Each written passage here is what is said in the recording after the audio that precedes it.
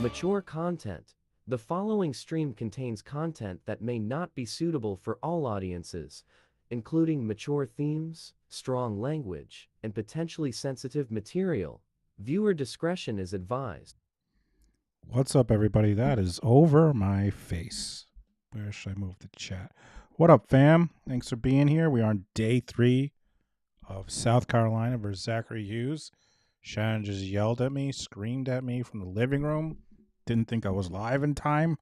What's up, Bella, Oasis Cat, Sheila, Betty, Kai, Debbie, Lily, Paulie. Kim is here on time. Sheila, Julie, Frew, Tina, Emily, Lisa. What up, everyone? Thanks for being here.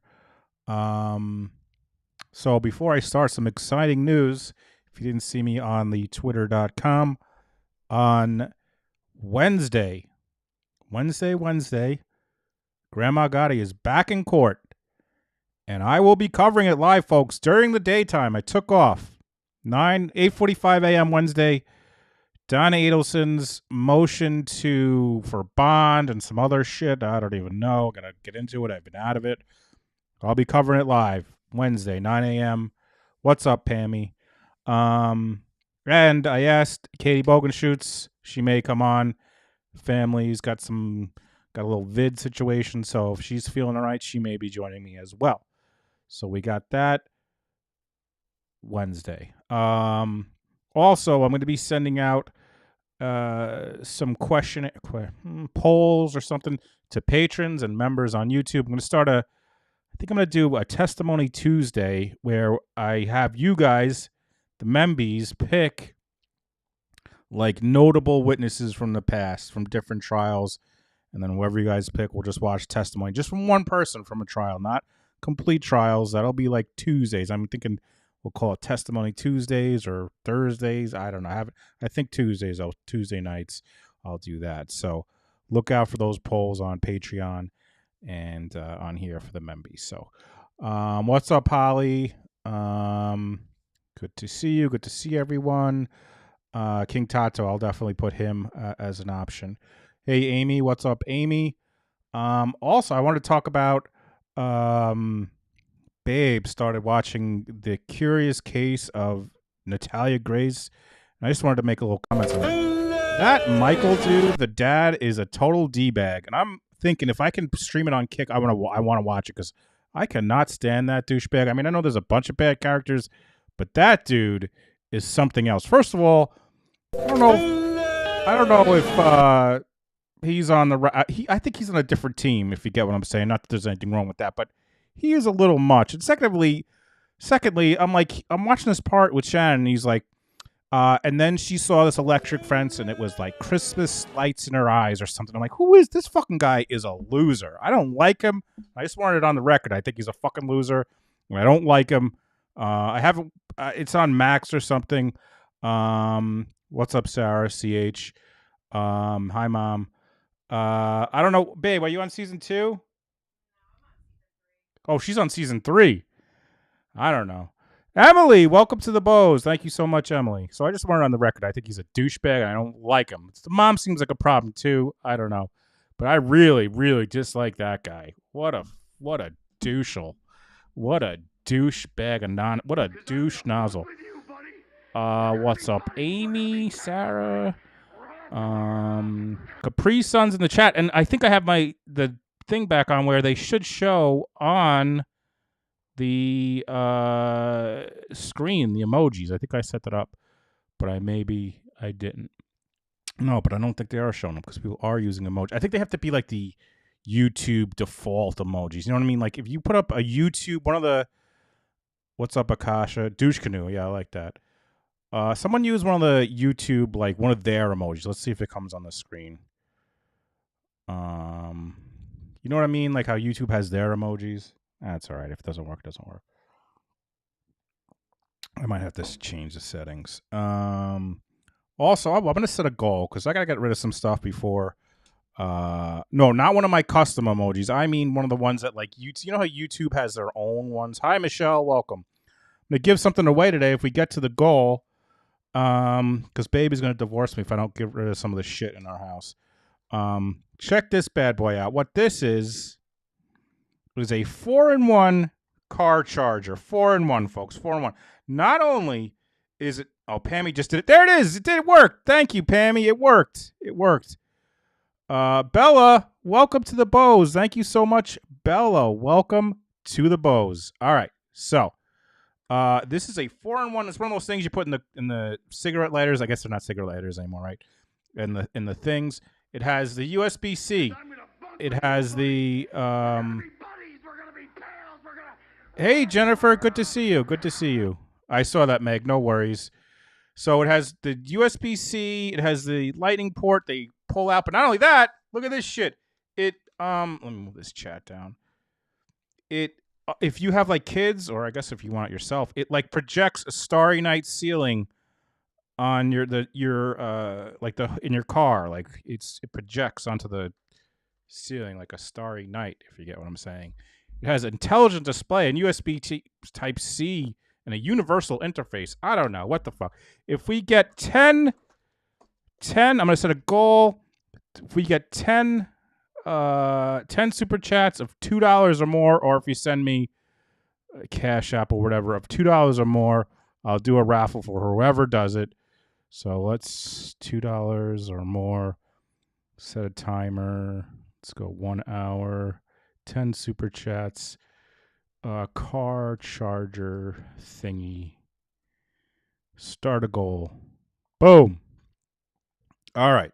What's up, Greenie? Good to see you. It also gives you a massage while you drive. That would be more than $2 per. But all right, so there we go. All right. All right, who's ready? Let's go. Day 3.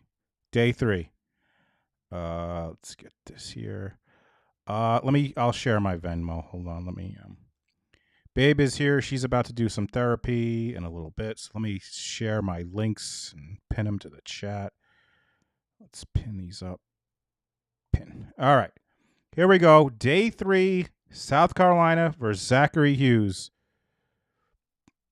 What's up, Travis? Good to see you. It doesn't make toast. It does. I got to move this over here. This good here. All right, here we go. Day 3. They get right into it.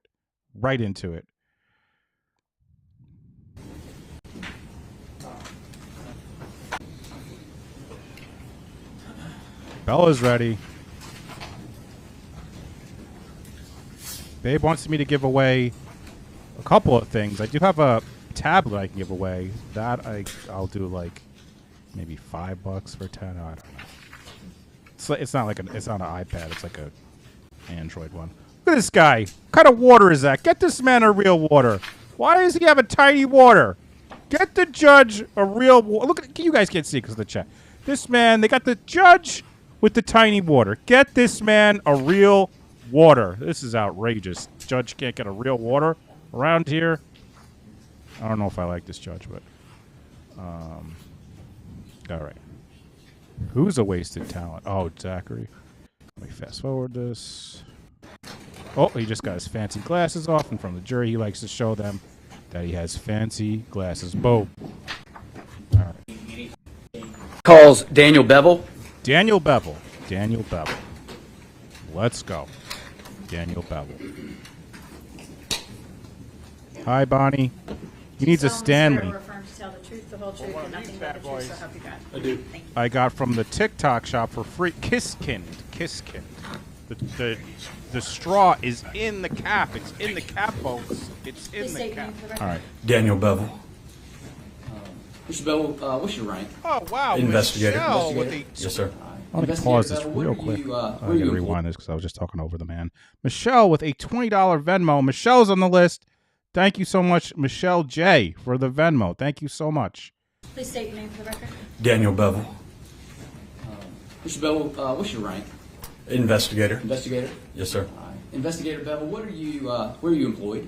The Greenville County Sheriff's Office. And what do you do for the Greenville County Sheriff's Office?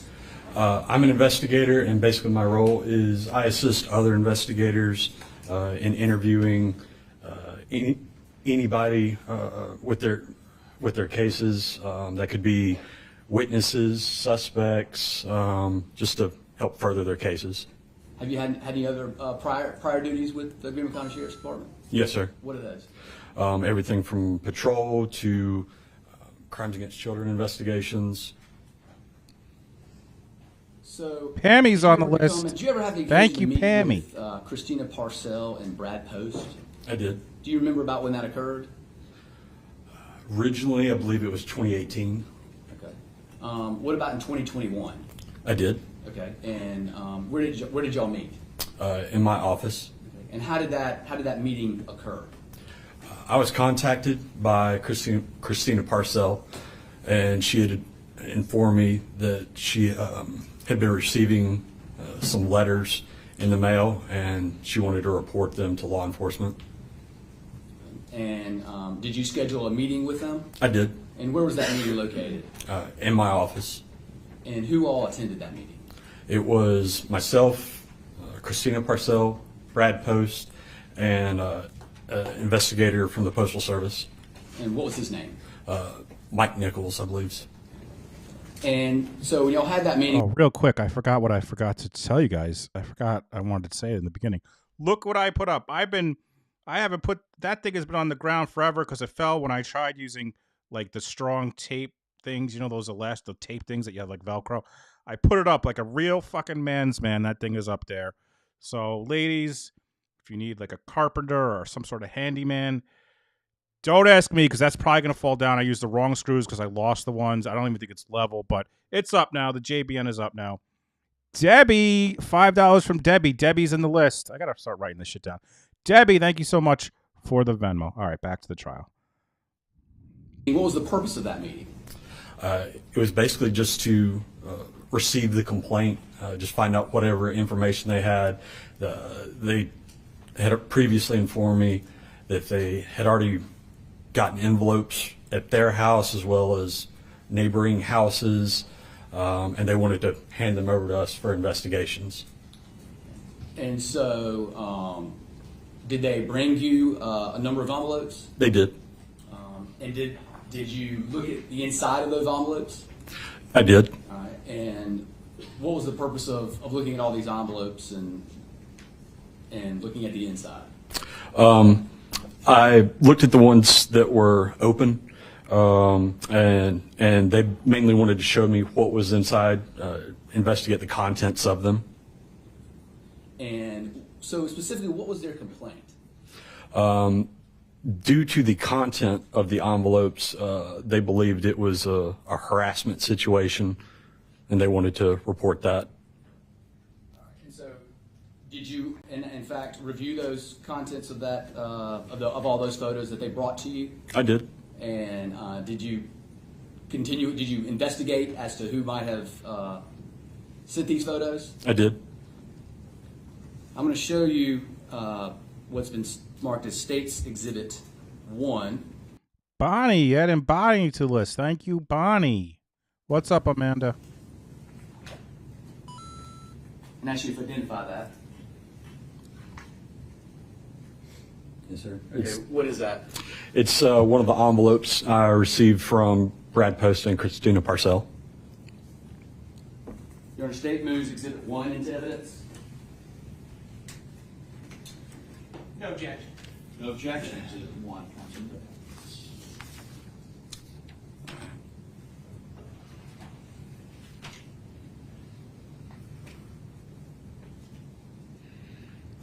What's up, Brooklyn? Oh, I can fast forward this to. There we go. That you received? It is. All right, and whose name is on there? Brad Post. All right, and did you ever determine whose P.O. box that is? It's Brad Post P.O. Box.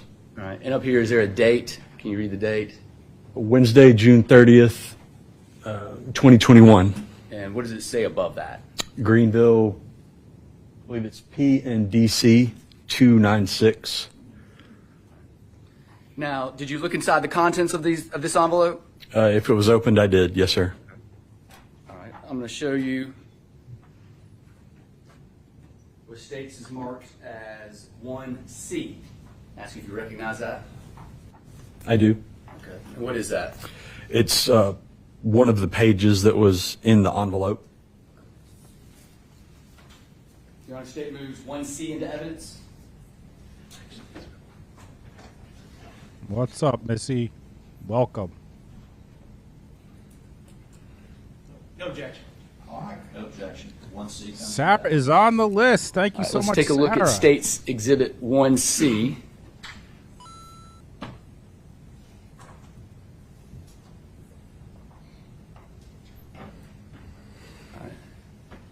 Now, what did your investigation reveal as far as what this particular photo was?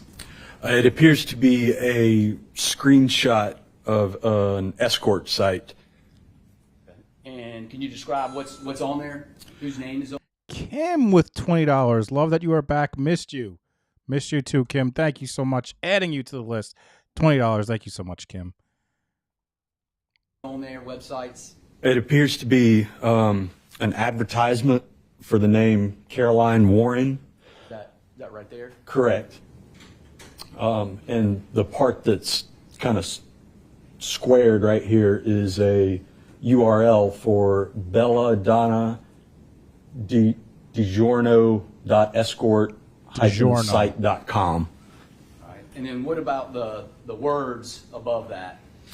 It's basically an advertisement for an escort. It says, "Okay, Georgia boys, I'll be concluding a quick Alabama tour and was considering spending a day in Hotlanta. Question is, are you men ready for me?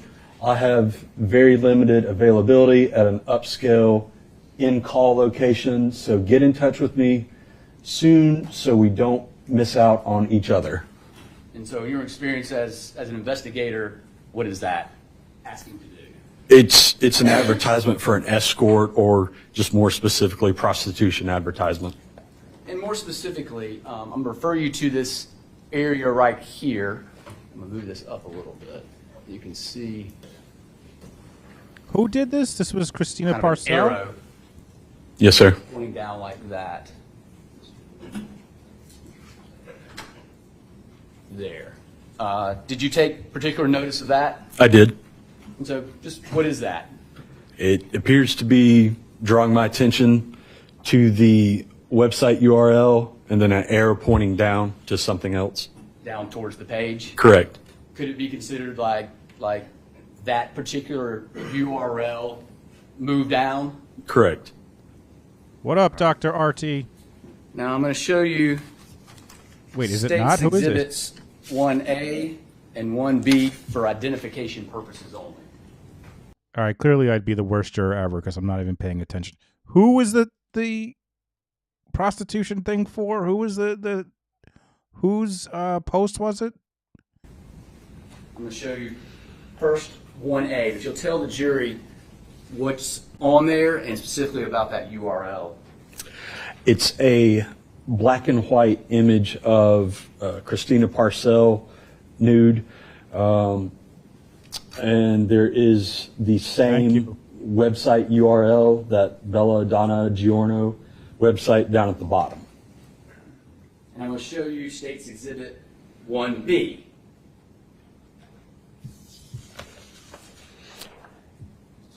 It's another black and white image of Christina Parcell,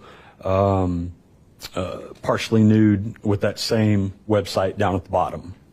Is there any distinguishing factors between the two websites, the two URLs that are located? Can I see the other one? Yes. So was the let me compare reason 1A they were and doing this 1B. just they were being douches and they wanted to get custody? Why were they doing this? Or maybe they'll explain it to me. The words are the same. The URL is spelled out exactly the same, but the font, the size, the alignment is all different.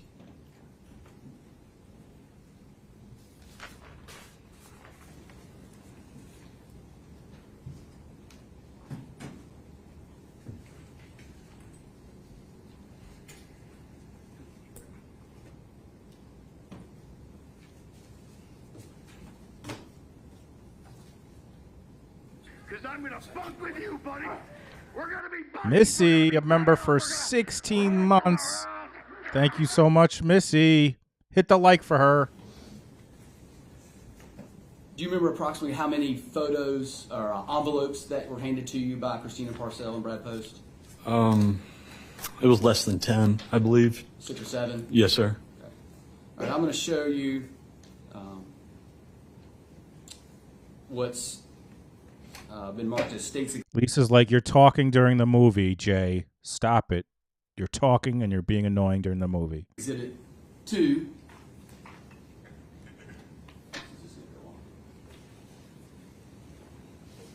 You recognize that? I do. What is that? It's another envelope given to me by Brad Post and Christina Parcell.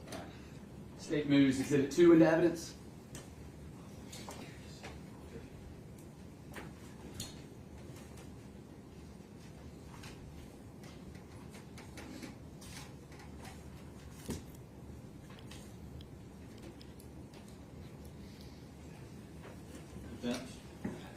No objection. No objection.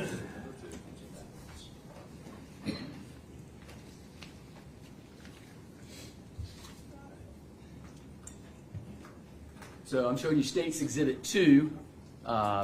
Please tell the jury what's on there. We have a P.O. box at the top left, Bradley Post name, and his address right here, even though his name right here is misspelled. How is it spelled? On here it's spelled They spelled his name P-O-A-S-T, wrong? but the correct spelling is P-O-S-T. And up here is the postage stamp for Knoxville, P&DC, Tennessee, for Thursday, 8th of July, 2021. I'm going to show you what's States Exhibit 2A and 2B.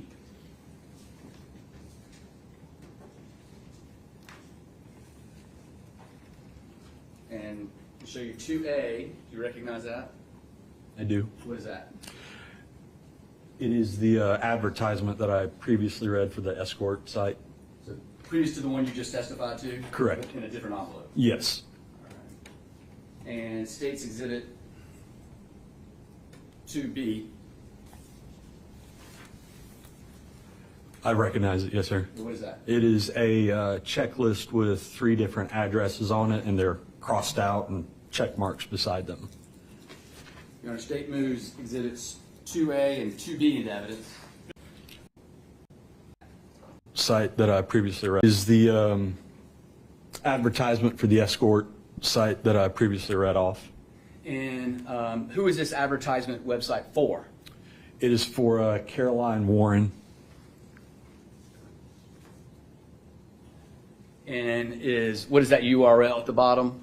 It's that same URL, the Belladonna DiGiorno.escort -site.com. And then I'm going to show you States Exhibit 2E. What is that? Anyone else thinking of Inglorious Bastards when he says DiGiorno? What are they saying, Inglorious Bastards, when they're trying to say Italian words? Not DiGiorno, like DiGiorno. I forget what they say. That is the checklist with the 3 different addresses. As you can see, the addresses are crossed out and the check marks beside them.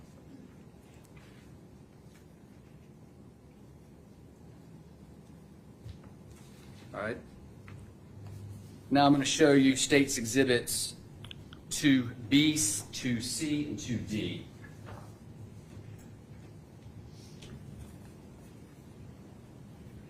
Buongiorno, thank you, Sheila. 2B, 2C, Buongiorno. 2D. Buongiorno. Yes, I sir. knew I was I'm going to put them up close. like this. These are marked for identification purposes only. Buongiorno. And if you'll state the exhibit and Arrivederci. grab the photo and the Arrivederci. URLs. It's 2B. She's laid back. Parcell is 2B. It's a color image of Christina Parcell. She's laid back on a bed. Oh, I forgot. I got to put this up to 1.25 at least. At least. This guy's a little slower. Partially nude. The same previously mentioned website URL is down at the bottom. 2C is another nude image of Christina Parcell with the same URL down at the bottom. 2D is another color image of Christina Parcell and male anatomy on there with the website URL on the side of it. Did you notice anything distinct about the URLs among those 3 photos? Yes, sir. What did you notice? Once again, the location on the page is different, like the alignment, the size of the fonts is different, or the type of font is different, the size, they're all different.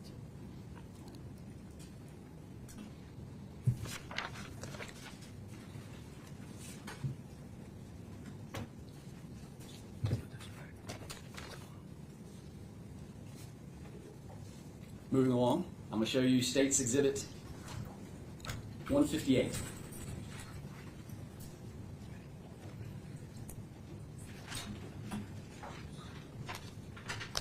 Buongiorno. Another envelope that I received. What is State's 158? It is another envelope that I received addressed to Vanessa Cormillo. Your State moves 158 into evidence? No objection. Not objection. 158. All right, I'm showing you State's 158. Tell the jury what's on there. P.O. Box at the top left-hand portion, addressed to Vanessa Cormillo at 1314 East Washington Street, Greenville, 29607. Postage stamp up here is Knoxville, PNDC, Tennessee, Thursday, 8th of July, 2021. I'm going to show you State's Exhibit 158A. Do you recognize it? I do. What is that?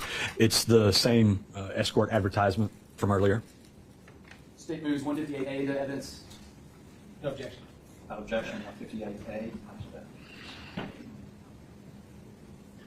All right. And so, what is that? It's the escort advertisement for Caroline Warren. And what is the website down here? belladonna.escort-site.com. Now, is Christina Parcell's name on any of this? No. Now I'm going to show you 3 photos, 158B, 158C, and 158D. We'll kind of do the same thing. I'll let you look at them, you can describe them, and the URLs as well. You refer to them by number. Yes, sir. 158B is, just so you guys know, these are the same images that I previously described. Color images of 158B is color image of Christina Parcell laid back on the bed, partially nude, with the previously mentioned website down at the bottom.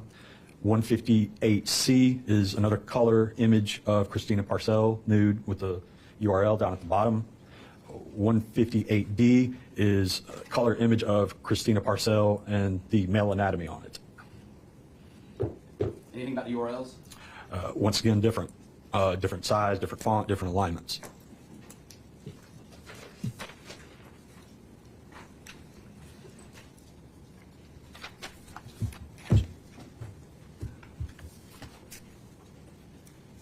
All right, I'm going to show you State's Exhibit 6.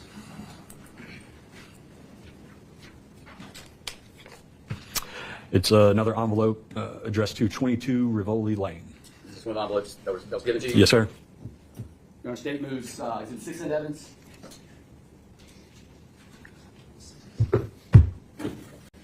Is that the envelope? It is. And return address is Brad, I'm assuming it's Post, but it's covered up. It's got his address, 24 Rivoli Lane, Greenville, 29615. Bottom address is 22 Rivoli Lane, Greenville, 29615, with the postage mark of Greenville, PNDC, 296 for Saturday, 17 July, 2021. And I'm going to show you State's Exhibits 6G, 6H, and 6I.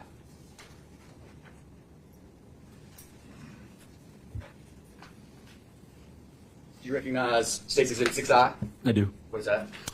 It is a piece of paper that states, please find enclosed photos of and information pertaining to one Christina Parcell, a.k.a. Caroline Warren, paramour of Brad Post at 24 Rivoli Lane, Greenville, South Carolina. And 6H. Is a black and white image of the escort advertisement. And 6G. It is longer list of addresses with only the first one crossed out and X'd off. Your Honor, State moves 6I, 6H, and 6G into evidence. No objection. Objection. So is this the letter It is. that you found? And that's the one referring to Christina Parcell? Yes. Now, is this just printed on a white piece of paper? Yes, sir. Could you type this up and print it out if you wanted to right now? Paramore, very How would you do fancy that? word. Very easily with Microsoft Word, Notepad, any type of computer program. And then 6G. This is the longer list of addresses with, as you notice, only the first one's crossed off and X'd. And what do you think the purpose of having that X and crossed off mean? To me, I take that as these packets, one of these packets has already been sent to that address, and all these other addresses can expect the same packets. Is that part of the intimidation harassment? I would absolutely take it that way. What happens to the old-fashioned And I'm cut gonna out? show You cut out the letters states from the 6A, magazines. 6B, 6C, Haven't seen one of those. 6D, Cut out the 6E letters and or the F. words. So 6A through F. We'll do the same things we did before. And you got to go through them. Do I gotta do this? Just briefly explain. Black If and this white is all the image of same Christina shit, Parcell, I'm gonna partially fast nude, forward it, and I would be saying that to the judge too, with his tiny water. with the If I was a website URL down at the escort website down at the bottom. Can we speed it up? 6B is a black and white image of Christina Parcell, partially nude, with the escort website down at the bottom. It is a ransom letter, but use it. It should be used for more things. I think more people should use it. I use it on my resume.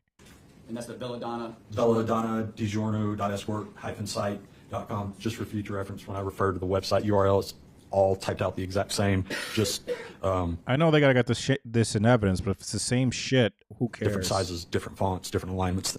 6C Charles is another Lindbergh. black and white image of Christina Parcell with the male anatomy. Male anatomy. 6D What could you is, describe specifically? black and white image of male Christina arm? Parcell, kind of on all fours, looking back towards the camera. Website URL down at the bottom. 6E is another black and white image, nude image of I guess Christina they can Parcell see it. He doesn't have to with the describe it. website URL listed on there. 6F is another black and white image of Christina Parcell with the escort website URL at the bottom. And as far as those URLs, all different shapes and sizes. Correct. I'll slow it down when we get to like testimony that's not the same thing over and over again. All right, I'm going to show you State's Exhibit 5. Is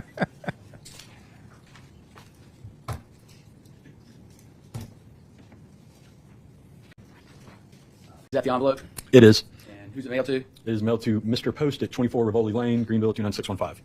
And whose P.O. box is that? PO Box 27302. And I'm going to show you State's Exhibit 5A and 5B. I do. Crossed out and X'd off to the side. And 5B. 5B is a black and white image of the escort website advertisement. Starting with Brad Post, his address going down.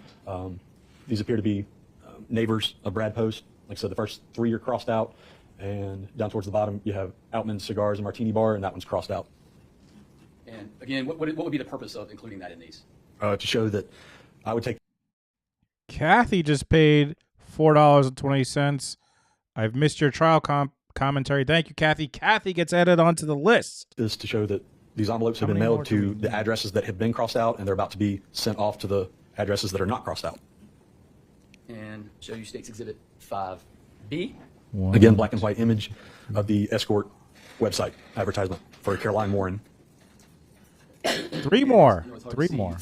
What is that URL down there? The same URL, the belladonna.diorno.escort-site.com. And who is this website? Who is the name associated with this escort site? I'm sorry, What is the name associated with this? Oh, they're particular actually escort showing it the now. Caroline Warren one? Yes, sir. site? Not Hold on. They didn't show this the entire time, and now they show it? Megan Love erotic photography. Okay. Get married. Get matched up with hot singles near you. Of course, of course. Why does it look like a Microsoft Outlook? This is what they put in there. Why does this look like it's a forum post? No, I have dog cam, and guess what? I haven't had dog cam. It was not set up, and Penny just came in. So let's say hi to Penny. Penny, where are you going? Hold on. Come here. There's the friend. Hey, Dubdy. Hello. Yes, you're the good girl. You're the good girl. All right, I can put this over here. All right, let's. Correct. All right, I'm going to show you, again, state's exhibits. 5C, D, E, F, G, and H, all for identification purposes only. 5C, black and white image, Christina Parcell nude with the escort website URL at the bottom. 5D, black and white image of Christina Parcell nude with the escort website URL at the bottom. 5E, black and white image of Christina Parcell on all fours looking over her shoulder with the escort website URL at the bottom. 5F, black and white image of Christina Parcell with the male anatomy over it and the escort website URL at the bottom. 5G, black and white nude image of Christina Parcell with the escort website URL at the bottom. And 5, is that H, I believe? Black and white nude image of Christina Parcell with the escort website URL at the bottom. And again, those URLs. Different sizes, different fonts, different alignments at the Chris Duet, what's up, Chris? Chris says, I want Jay to get a tattoo so bad. I want to see that untainted skin to be corrupted. No, I don't. Again, I've said this many times. I am 44 years old, much younger than my wife. And I still don't know if I like this haircut. So me getting a tattoo just wouldn't work because I don't know anything. Brooklyn says, thank you all so much for watching with us. We'd love to hear your thoughts and opinions on the case. And if you're enjoying the stream, hit the like. And I agree. Thank you, Brooklyn. And thank you, mods. I haven't been thanking the mods. Thank you, mods. You guys are the best in the biz. on their locations on the page.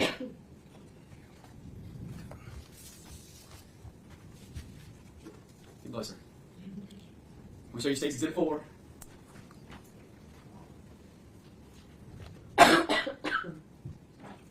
You need some water? Okay. State's Exhibit 4, 4A and 4B. I'm going to try to speed it up if I can. 4A, 4B. 4 is another envelope. This one's addressed to Outman Cigars and Martini Bar. 4A is another one of the typed letters saying, please find enclosed photos, Christina Parcell, a.k.a. Caroline Warren. 4B is another black and white image of the escort website advertisement. Speaking of tattoos, me and Babe were watching Love is Blind, and let me get your Chris, I got to get your opinion on this. So this dude was on there, and he's like, he's showing this guy, what's his name, Babe? Do you know? Devin. This guy Devin is on there, and he's like, I have full sleeves. He's like, he's describing his sleeves, right? And then he refers to his leg, and he's like, this sleeve is whatever. And I'm like, it's on his leg. That's not a sleeve. It's a legging. It's not a sleeve. Is it a tattoo, folks? Is it a sleeve when it's on your leg? That doesn't make sense to me. Your Honor, State moves 4, item 4, 4A, and 4B. No objection. Objection. 4, 4A. Again.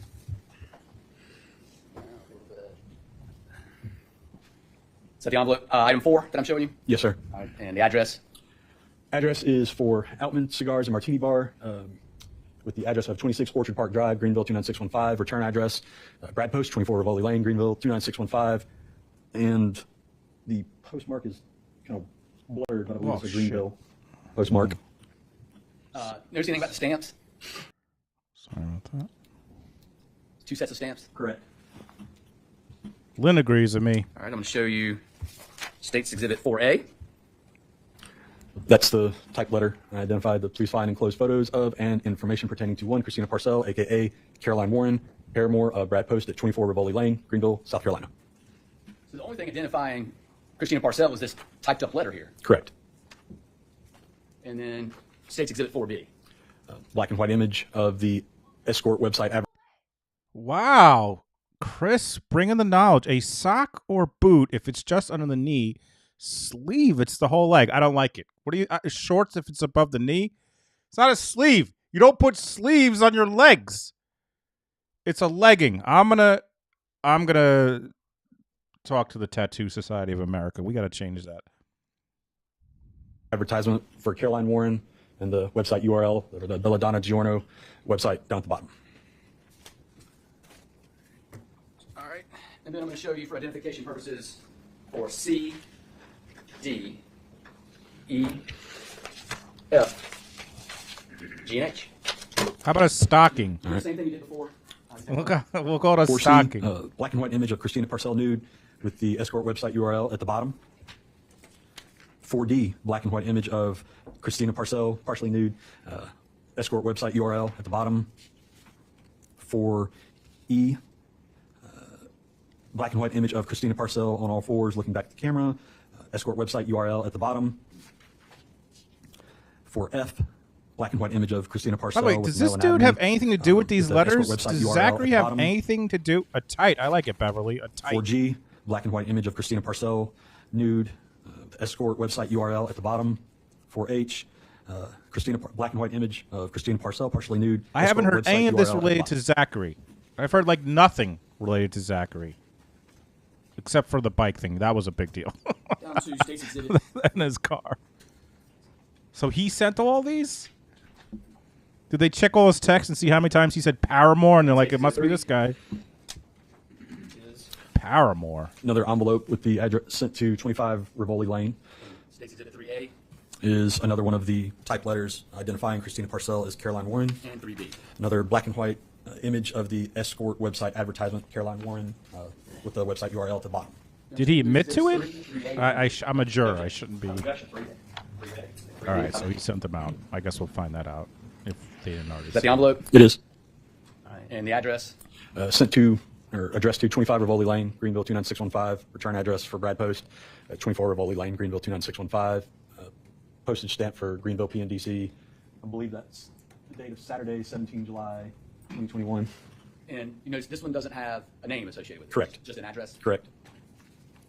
Speaking of Paramore, this may upset some people. I think they're a trash band. I am not a fan of Paramore. And then State's Exhibit 3A. It's the same letter from earlier, identifying Christina Parcell as Caroline Warren. And State's Exhibit 3B. Same escort website advertisement for Caroline Warren with the website URL at the bottom. And that's that right there. Yes, sir. And then I'm going to show you State's Exhibits 3C, 3D, 3E, 3F, 3G, 3H. And briefly describe those and the differences in the URLs. All right. 3C, black and white image of Christina Parcell, partially nude. Escort website URL at the bottom. 3D, black and white image of Christina Parcell with the male anatomy. The escort website, again, down at the bottom. Different location, different font, different size. 3E, black and white image of Christina Parcell on all fours. All right, we get it. It's the same fucking thing. Partially nude, with the escort website URL, slightly different font, though. How long is this to describe the same thing? Different font, different size, slightly different alignment. To determine who had possession of these photos? Yes, sir. And did you discuss that with Christina Parcell and Brad Post? I did. With Christina Parcell and Brad Post and Mike Nicholson. So we met with Christina Parcell and Brad Post and Mike Nicholson. Were you trying to determine who? I have it at 1.5. I feel like that. I don't want to make it faster than that. Had possession of these photos? Yes, sir. And did you discuss that with Christina Parcell and Brad Post? I did. And did she tell you who had custody and control of those photos? Yes, sir.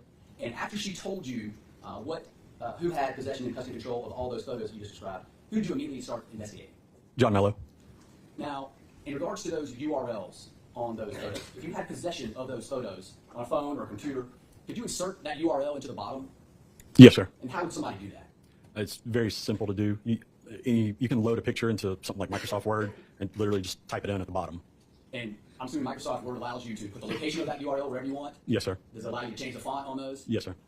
The size of the letters as well? You can change it up however you'd like. Size, location, alignment, font, size, anything.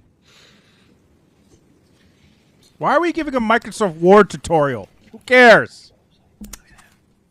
Now, when you first got these photos, did you attempt to try to find the website? Yes, sir. How did you do that? Just typed the address into one of our computers in the office. And what did you find? The website no longer worked.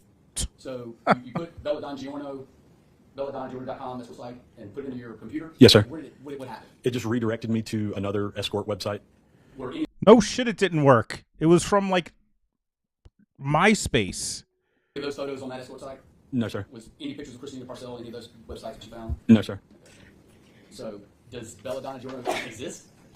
If it does, I'm not aware of it. Or you don't know if it exists back then or not? No, sir. Can't tell. No, sir. It was from like an original All right, go answer any questions. AOL forum. That's it? So, just to understand, the last thing you said is it's very possible that this website did exist. Is that right? I typed it in, but it wasn't there, so My question is it possible that it existed and then taken down? Is that possible? possibly, yes, sir. And you testified that the website that Mr. Wilkins referenced, that it was an escort website, is that right? It appeared to be, yes, sir. And you testified that based on your training and experience and your review of the website, it looked as though it was a platform for advertising prostitution, is that correct? Yes, sir. And prostitution is illegal. Yes, sir. And isn't it true that oftentimes people engaged in illegal activities online use aliases? Isn't that true? Yes, sir. And isn't it true that use aliases to try to avoid detection from law enforcement and make it harder for you to determine who's engaged in this illegal activity? Is that correct? That's correct. And you testified that the URL on the photographs was the same spellings as the URL on the escort website. Is that right? That's correct. And you testified that the person who was new or partially new to those photographs was Christina Parcell. Is that correct? That's correct. You testified earlier that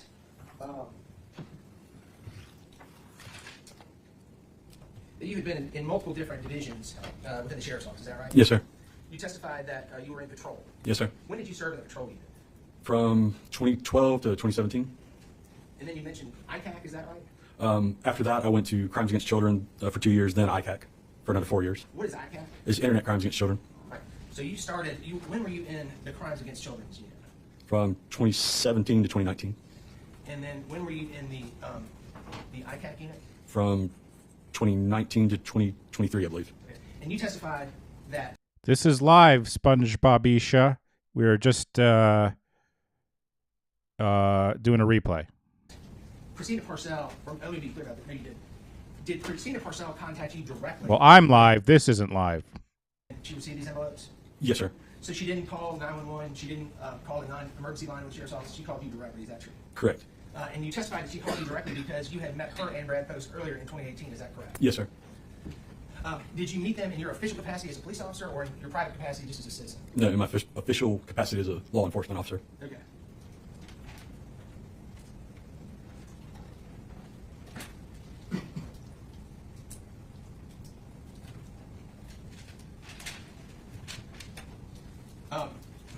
Is it true, Investigator Beville, people post things online, take things down online all the time? Isn't that true? Yes, sir. And isn't it true, if you're like me, on occasion, you'll search a website that once existed and then it doesn't exist any longer? Isn't that true? Yes, sir.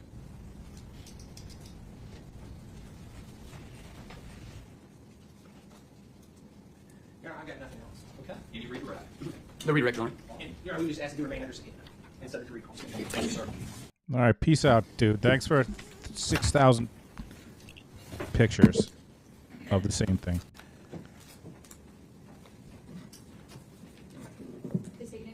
Michael Nicholson, and that's Nichholson. Your Honor, we'll give you about 45 seconds to get these items back in order. Oh my God, this guy looks like Stu Feiner. No one's gonna know what I'm talking about.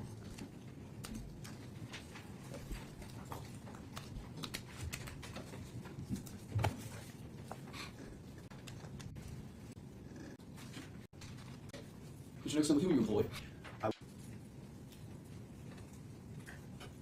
Mr. Nicholson, with whom are you employed? I was employed as a United States Postal Inspector. I retired in September of 2023. And Postal Inspector. How long Whoa. Postal Inspector. Look at Mr. Fancy Pants. United States Postal Inspector. I was employed with them from October of 2002, as I said, until September 2023. Various assignments, locations. I started in Columbus, Ohio, and I came to Greenville end of 2006. And as a postal inspector, what are your main duties? I usually have to go into a little bit of explanation because most folks don't know what a postal inspector is. Generally, Holy shit! Speaking of postal inspector, did anyone see the movie where Vince Vaughn is a postal inspector? It's with Kristen Bell and some other girl, and they started this company where it was a scam, but they would like get these coupons and they would sell people coupons, and Vince Vaughn is a postal inspector in it. I always say we're the FBI for the post office. What that means is we have jurisdiction to investigate any kind of federal crime that has a nexus to the United States mail. That can involve a variety of things. It could be mail theft. It could be identity theft, mail fraud. I worked a lot of narcotics in the mail, and in this particular case, harassment or stalking through the mail.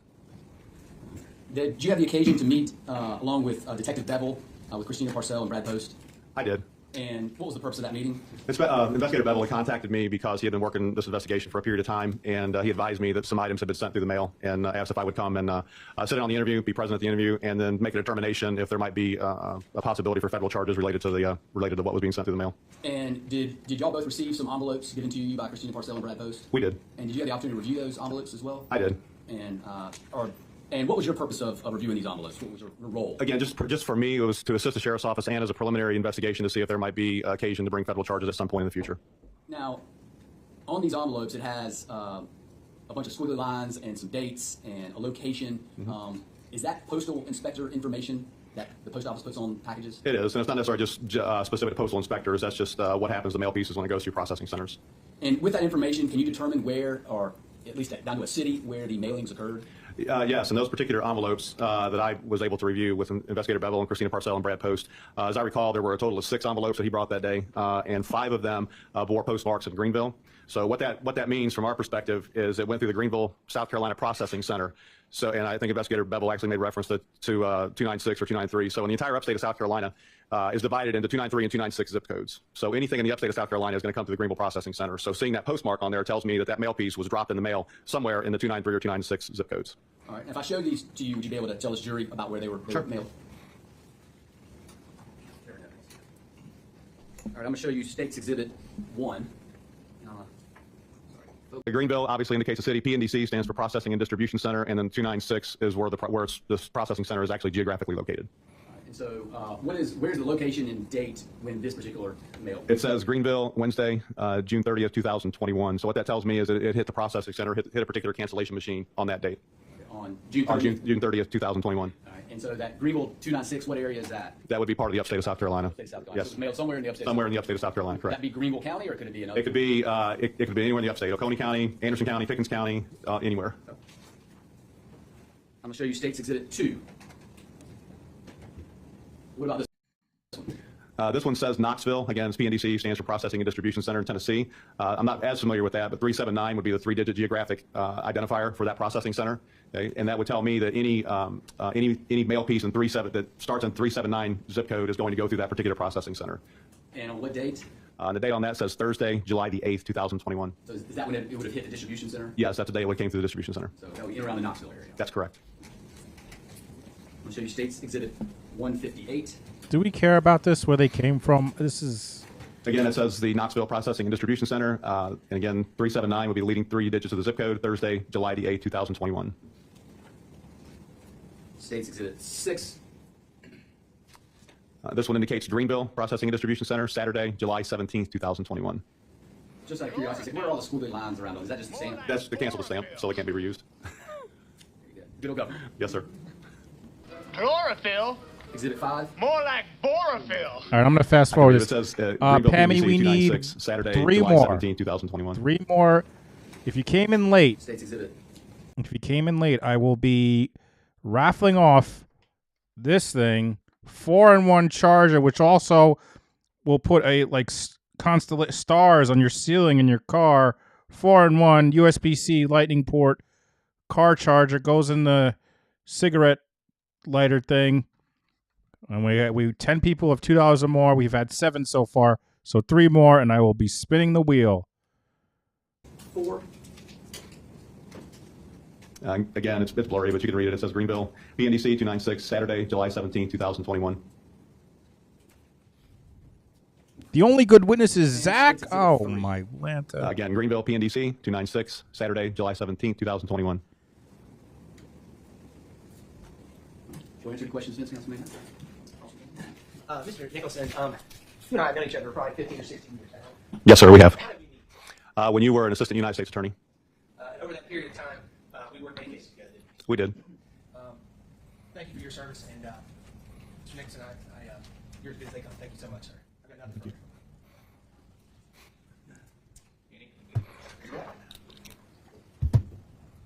No direct from this state, Your Honor. All right, this guy's done. Yes, Your Honor.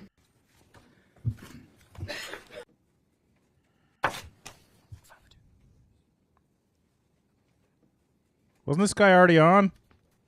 MB, $10. Thank you so much, MB. Getting ads to the wheel. 2 more people. Oh, Mr. Deputy Wolf. Lisa Dempsey, $10. Yes, Thank you so much, Lisa. So, did One you more. become involved in the harassment investigation regarding all those photos? Yes, You sir. can do it via Cash App or During the any of murder the other of things Christina too. If you want. Parcell, I obtained a search warrant for Zachary Hughes's Gmail account, which would include his emails. After I received his emails, I became involved in that investigation. Now, how did you locate his All right, Zachary Hughes emails. We gotta get something good here, right? Zachary Hughes' email? When we did the search warrant at 200 Tyndall Avenue, we seized his cell phone. A cell phone extraction was done on that device, and we were able to determine what email address he used on his cell phone. And then once you obtained that email address, what did you do? I then obtained a search warrant for the email address. Since I knew that Mr. Hughes had been in communication with John Mello's overseas, they obviously He's not fast. This is just on 1.5. Is it too fast? have to communicate through electronic means. I'll put it on 1.2. In those emails, were there also email addresses for John Mello as well? Yes, sir. And did you obtain a search warrant for John Mello's email? Yes, sir, I did. Do you recall the email address that you sent the search warrant off to Google? For John, or For Zachary Hughes? it's zachary.david.hughes@gmail.com. And what about Mello? John at milestonemusic@gmail.com. And did Gmail or Google return emails to you as a result of that search warrant? Yes, sir, they did. And were you able to review those emails? Yes, sir, I was. And by reviewing those emails, were you able to confirm that it was in fact this is Zachary David Hughes and the John Mello that we're talking about in this case? Yes, sir. How did you? So what was the basis of that? So when we receive somebody's Google information, we obtain more than just emails. We get account information they provide Google, such as their name, phone numbers, addresses. If they allow Google to back up photos, for example, Mr. Mello in his Google account, I have photos of himself and his daughter that he took that allowed Google to back up. That Google sent you? Yes, sir. Yes, sir. Were there any conversations among those emails? Yes, sir, there were. And were those conversations between John Mello and Zachary Hughes? Yes, sir. And were you able to determine that it was in fact this Zachary Hughes and the John Mello we're talking about in this case? Yes, sir. Were they talking about, what were they talking about? Christina Parcell, they were referring to her as Sweet Caroline Warren. Good number.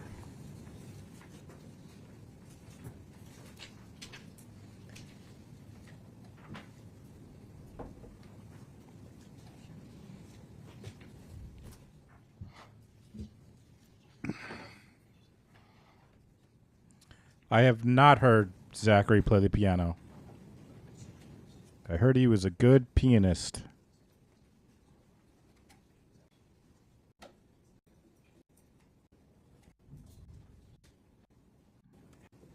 .166 and 165, and see if you recognize those documents.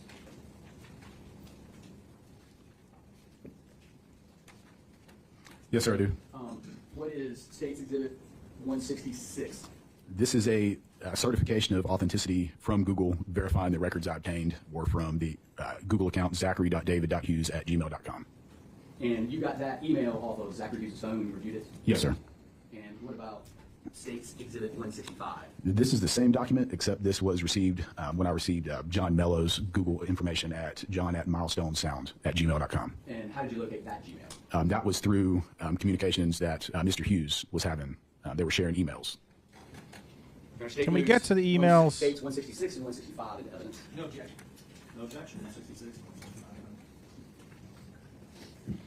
Now, let's back up a little bit. So when you received this information, what information did you receive from Google when you sent off the search warrant for Zachary David Hughes' Gmail and John Mello's email? So it depends on what email, or excuse me, what information, what data each individual user allows Google to track. So in this case, emails, it could be pictures, phone contact list backup, location data, Google voice messages, anything along those lines, that any information that Google stores on you.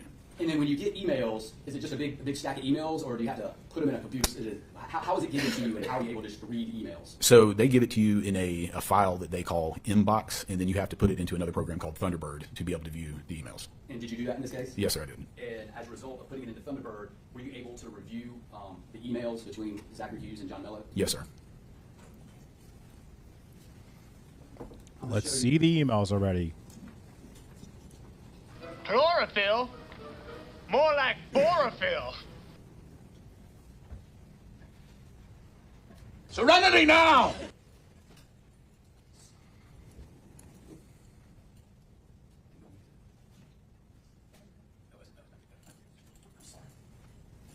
States 167.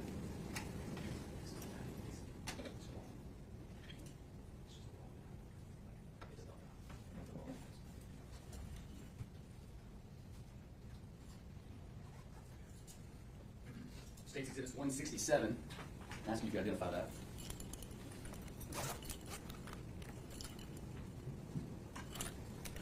Yes, sir. This is an external drive that contains the emails, the raw data I received from And Google. have you reviewed this? Yes, sir, I have. Is that your initials? Yes, sir, it is. So this is the raw data that you received from Google? Yes, sir. State moves Exhibit 167 into evidence. No objection, Your Honor. All right, so thank you, Honor. When you get this stuff, did you put this information into Thunderbird? Yes, sir, I did. And once you did that, how many Paul just sent a Thanks a lot, $3. bruh. Paul, thank you so much, Paul. All right, folks, who's ready to spin the wheel? Who's ready to spin the wheel? Let's take this here. Pause this for a second. Let's throw this over here. And it's time, folks. It's time to spin the wheel.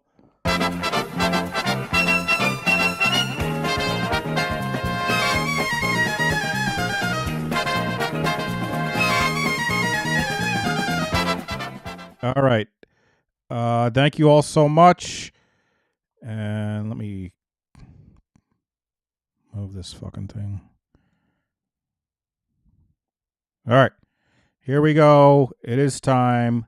Let's spin the wheel. Oh. Good luck, everybody. The winner is... Oh, and it's Paul who comes in with the last one. Paul is the big winner. Congratulations, Paul. Email me, theshamingofjay@gmail.com with your address, and I will get this out to you. Thank you so much, everybody. Paul, big winner, Paul. Shamingofjay@gmail.com. Shoot over that address, and I will mail this out to you. All right, let's back to the trial. emails do you think you recovered? For Zachary Hughes, it was a little over 23,000. I don't remember the number for Mr. Mello. Okay. And then, as part of your duties in this case, did you go through those and sort of create a package of the emails just between John Mello and Zachary Hughes? Yes, sir, I did. And between those two, how many emails did you, just between Zach Hughes and John Mello, how many emails do you think you obtained? Oh, hundreds. While you were doing that, was there a particular email that brought your attention? Yes, sir, there was.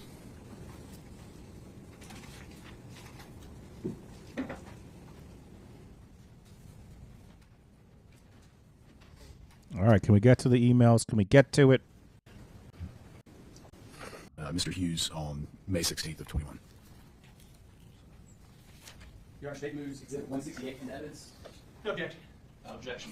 All right, I'm going to show you the top of this email. And so can you tell, starting with the forward, what this is? Yes, sir. This email was forwarded from John Mello to Mr. Hughes. The title is Christina Parcell, a.k.a. Sweet Caroline Warren. You can see that the message, where it says forwarded messages, the original message came from Mullins Investigations at protonmail.com. All right, as part of your investigation into this, did you look into Mullen Investigations? Yes, sir, I did. How did you do that? So I started with just the basic Google search. I found no private investigative company named Mullen Investigations. And then we contacted SLED in South Carolina. If you're a private investigator, Take care, Chris. Registered and licensed through SLED. SLED had no record of a Mullins investigation or a private investigator with the last name Mullins. And so you you never located Mullen Investigations? As far as I can tell, they don't exist. And I noticed that it says at protonmail.com. Yes, sir. Is that significant? Yes, sir, it is. How's that? Proton Mail is a company that's based in Switzerland, where privacy laws are very different. When you create an account there, they don't ask for any of your personal information. They don't comply with our search warrants. We have no way to get any information from them. They make their business off guaranteeing that you're going to stay anonymous. I didn't know that about So Proton Mail. if you wanted to create Walt Wilkins at protonmail.com and send emails, would you be able to do that? Yes, sir. You would not have to give any of your personal information. No, sir. And then you could then represent yourself to be Walt Wilkins at protonmail.com. Yes, sir. And have y'all attempted to try to get information from protonmail.com before? I have not personally. I know of investigators that have in other cases and federal cases. No. So I'm going to move forward.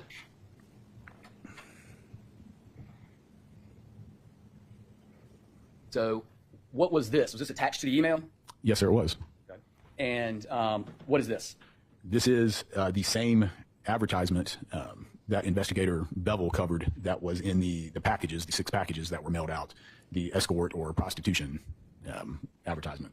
And was there a Bella Don Giorno attached to it? Yes. Where's that? Down at the very bottom. Right there? Yes, sir. And then whose name is over here? Caroline Warren. Okay. And is this the same photos that we just saw with Detective Beville? Yes, sir. And did you notice anything about how it's with the photo there? Who was in the photo? Christina Parcell. And did you notice anything about how it's cut and pasted? Yes, sir, I did. What did you notice? So the first thing I noticed is that the margins are off. The photo of Miss Parcell is too far to the left. And then at the top of the advertisement, you can see where it looks like they cut and pasted it, but they left a couple other, where your finger is. Maybe those were letters or some other part of the web page that they just didn't cut off. Now, on this email, on May 16th, 2021, to Zach Hughes from John Mello, is that Bella Donna DiGiorno-escort.site.com on this picture? No, sir, it is not. Nowhere to be seen. No, sir. So this photo, you can see the top of it of Christina Parcell right there, is just a photo of Christina Parcell. Correct. Nothing else on it. No, sir. All right, I'm going to show you the second page of State's Exhibits 168. And what is the top up there? That shows the title of the forwarded email, Christina Parcell, a.k.a. Sweet Caroline Warren, and then that is Christina Parcell's face. And is this one of the photos that was in the packages that Yes, we sir. reviewed? Yes, sir. And in this particular photo, Just got a Venmo from Lynn. Where's my phone? Thank you so much, Lynn, for the Venmo. I appreciate it. Thank you, Lynn. the URL, belladonna-escort.site.com on there? No, sir. It's nowhere to be seen. No, sir. And I go here, best I can. Is that sent with Proton Mail? Sent with Proton Mail? Yes, sir. It's a secure email. Yes, sir. And then finally, how is it signed? So that's John Mello's email signature. All right, can you go through those for us? Yes, sir. At the top, he's got an address for Milestone Sound in New York City. He lists himself as a house producer and a vocalist with phone numbers. Then he's got an address in South Carolina and Atlanta, Georgia, Torn and Trade Productions with a P.O. box here in Greenville. And then he's got addresses in Europe and one down there in Italy. What I will note is that the +39 number that ends in 0041, that is the number he was using to communicate through WhatsApp with Mr. Hughes. And how do you know that? Through reviewing the WhatsApp messages. WhatsApp. So you reviewed WhatsApp messages off of Zach Hughes' phone? Yes, sir. And did you They got the confirm WhatsApp that number right there was the number used by John Mello? Yes, sir.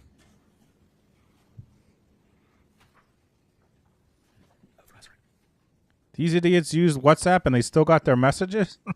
That was the whole point of WhatsApp. Did you also...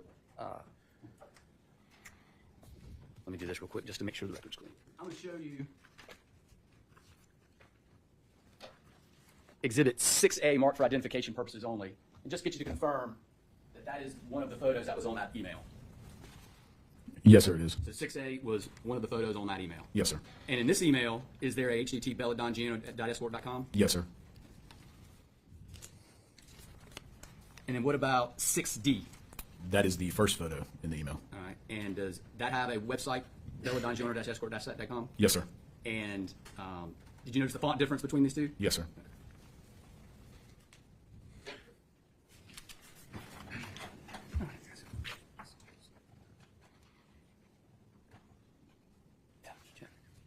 And those photos were found in numerous of these envelopes, lots of these envelopes. Yes, sir. It wasn't just State's Exhibit 6.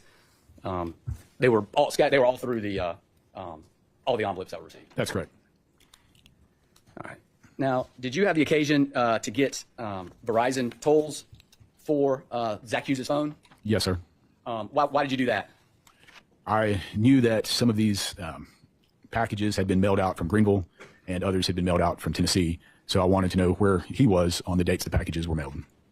And so how do you go about getting phone records or phone tolls, and why would you get them? So we get a search warrant, and then we get them to know where he was at a particular date and time.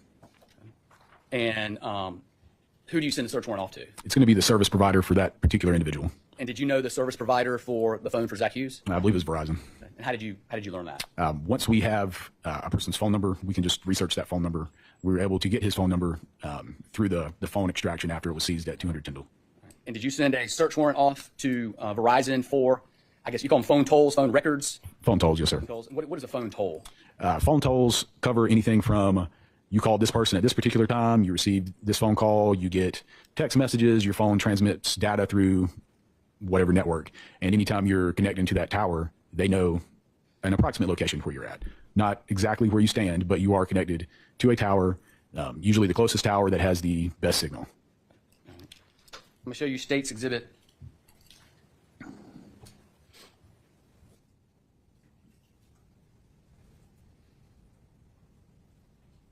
$169.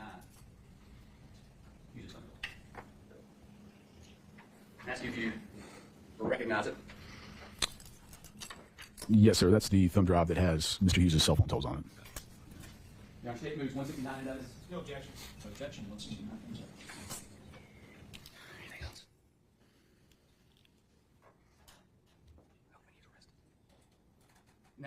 Now, do you know exactly when John Mello returned back to the United States? It was shortly after Christina Parcell was murdered. I don't know the exact date, sir. Do you know where he arrived when he came back? Charlotte. And was he arrested? Yes, sir. Did he have a warrant on him? Yes, sir. What was the warrant? Custodial interference. Okay. And so he was arrested there. Was he brought back to the law enforcement center?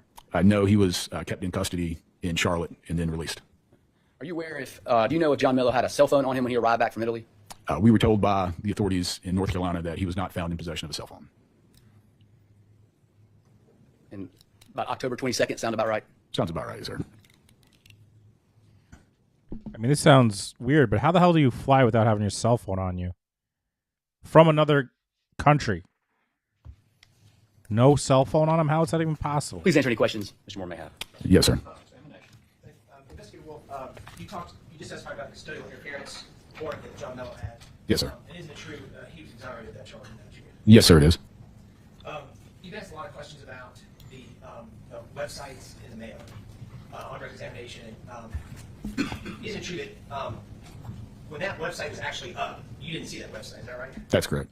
And so it is extremely, it's very possible that when that was up, that website had, is it true that it's possible that website had photographs of Christina Parcell in the nude art? Is that true? Yes, sir. And isn't it true that that website was a vehicle for advertising prostitution? Is that true? Yes, sir. Isn't it true that people engage in illegal activity online often use aliases? Yes, sir.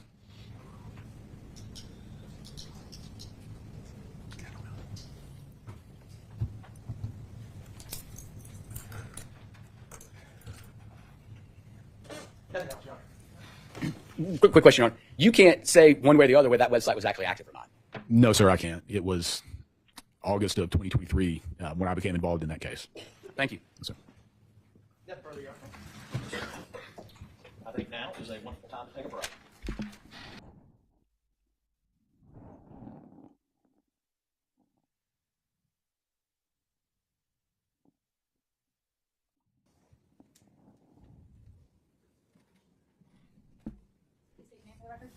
I'm Charlie Cunningham.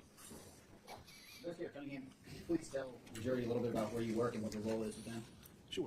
I work with the Greenville County Sheriff's Office, and currently I'm assigned to the Greenville County Intelligence Unit.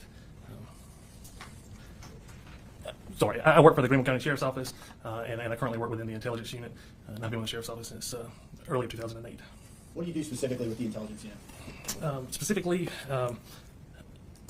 we collect digital forensics information, various types of electronic evidence, and we assist in investigations both locally and assist in investigations with state law enforcement and federal law enforcement.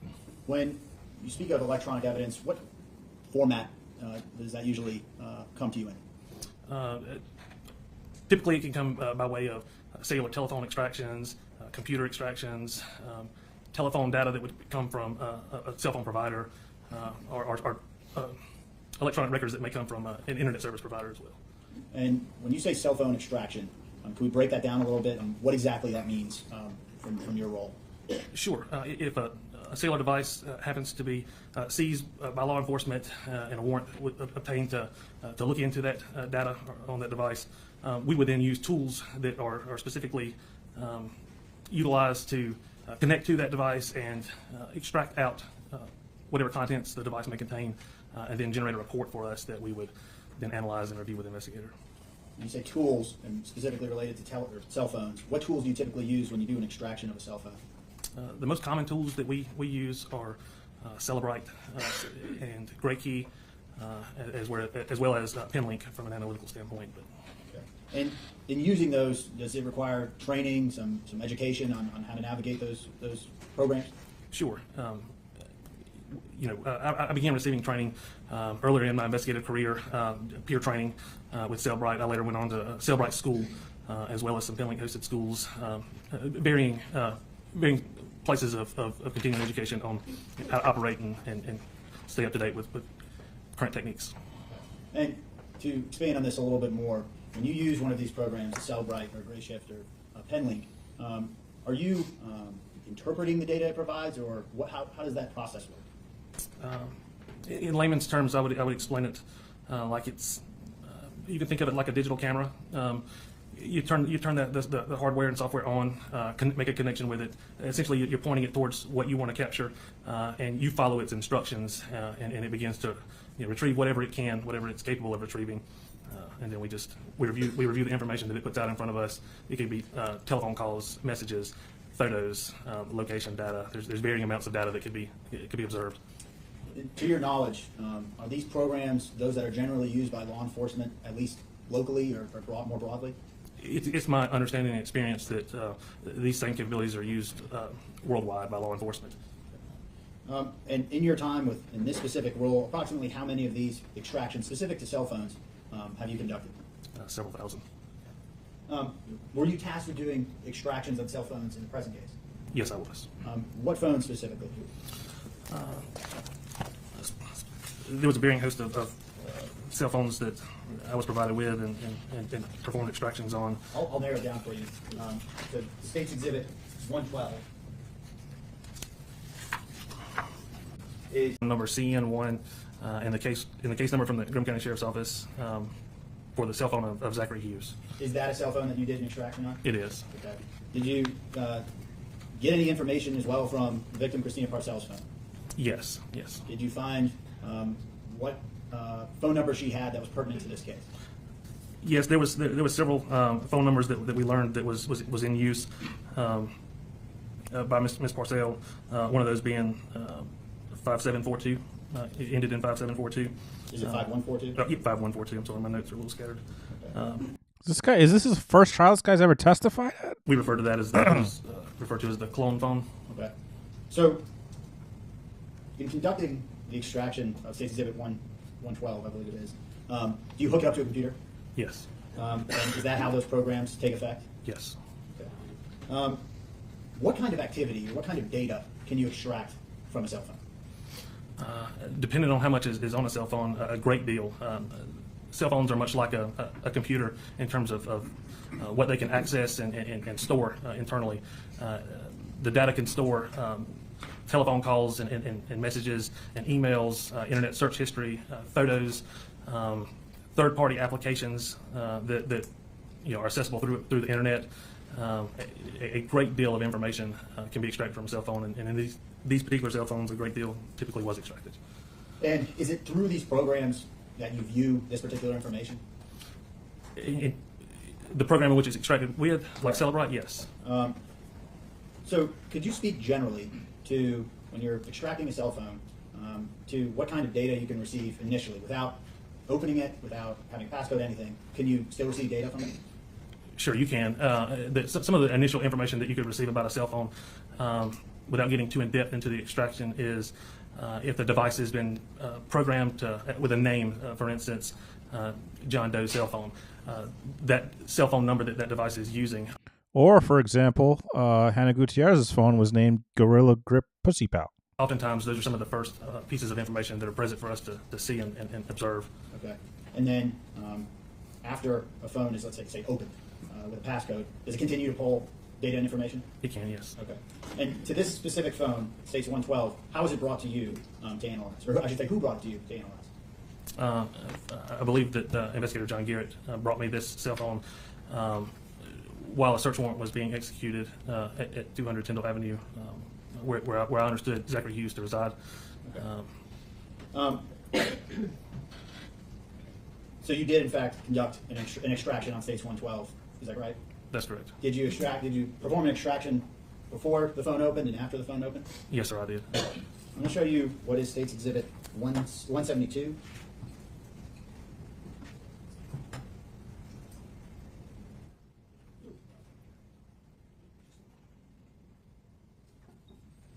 Showing you States 172.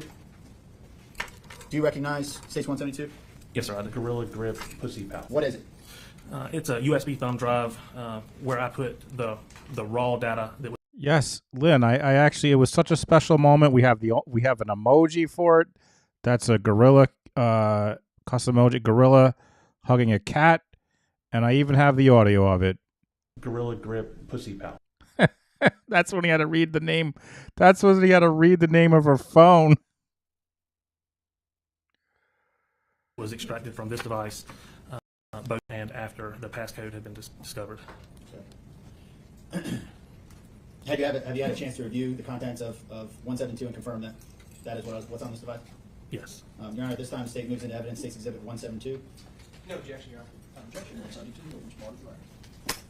So speaking to this extraction you conducted on Mr. Hughes' phone, when you initially began this extraction process, what kind of data were you able to receive from that phone? When I initially received the phone, it was turned on, it was powered on, and it was passcode locked. Using the software that we used at the time, I began the process utilizing GrayKey. This is an Apple iPhone, and GrayKey did the best job at extractions with those type devices, specifically on those that were passcode locked. I plugged it into the machine and allowed it to begin to examine the device. It quickly gave me preliminary information like the cell phone number, the type of phone that it was, and that some data could be extracted immediately, and that it was capable of brute forcing the passcode. And what brute forcing means is that it will begin a process of attempting to decrypt what that passcode may be. And there's many different processes that software may utilize, but it gives me the option to command it. Allie's in the house. What's up, Allie? Good to see you. To either begin processing the passcode, begin working on decrypting that passcode, or go ahead and extract data to review right now. And that's what I chose to do, was to command it to go ahead and retrieve whatever data that it could, and then. Real quick, I'm just going to tell this story for folks who don't know what Rosebud is. We were watching like criminal trials, but they were like dockets. And they were like criminal cases, marriage cases or whatever. And they were Zoom cases, and they had cameras of all like the judge and the defendants, whatever. There are two people that have like restraining orders against each other, and they're talking about it. And then like one of them's talking about it on camera, and she has a restraining order against this guy. It's terrible. Talking about the guy. Then it turns out they don't realize they leave their camera on while it's like lunch break or something. And the The girl who has a restraining order against this guy shows up on camera. Her name is Rosebud, and they're doing it. They're doing the nasty during the lunch break because they left their camera on. Wild. I gotta check if I still have the footage of that. That was the devil's tango. And work on the passcode. So when you're using a gray key or a Cellbrite, and you want to, I guess, present the information in a deliverable form, how do you do that? The raw data that is extracted initially is then uploaded into a I'm back in the game. Analyzer. That physical analyzer program is software that is built and engineered by Cellbrite, the same software that may pull the data, but it essentially takes all the raw files that it's able to extract, and it begins to put it back into an order that we could look at on a computer, similarly to how it might maybe looked at on a cell phone device. It will give us options and folders that are in categories like pictures and images and telephone calls and text messages and internet search history. It makes it a little more convenient for an investigator or for an analyzation of that data to look in the direction of what it is that you're looking for. So using a Cellbrite, are you able to account for times and dates that items were sent or stored or recorded? More often than not, yes. Okay. And using those programs, do you create reports from them, or do they create reports for you? Yes. Reports can be created. Generally, we're always going to create a report of whatever data that we extracted, and that report will contain essentially everything that is known. It can be categorized, and even the data that the software is not capable of understanding, although it extracted it, it will just place it over in another folder that's just known as uncategorized data. And then we can further build reports off of the initial main report for individual things like telephone calls or text messages or location data. Were you able to create some reports using Cellbrite and Gray Key specifically from Mr. Hughes' phone? Yes, I was. If I showed them to you, would you recognize them? Yes. Yeah, let's get to it. Do we have something here? Can we have some evidence that means something, please?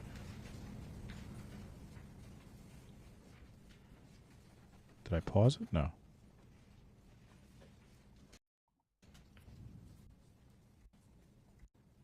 Could you identify these two items for me?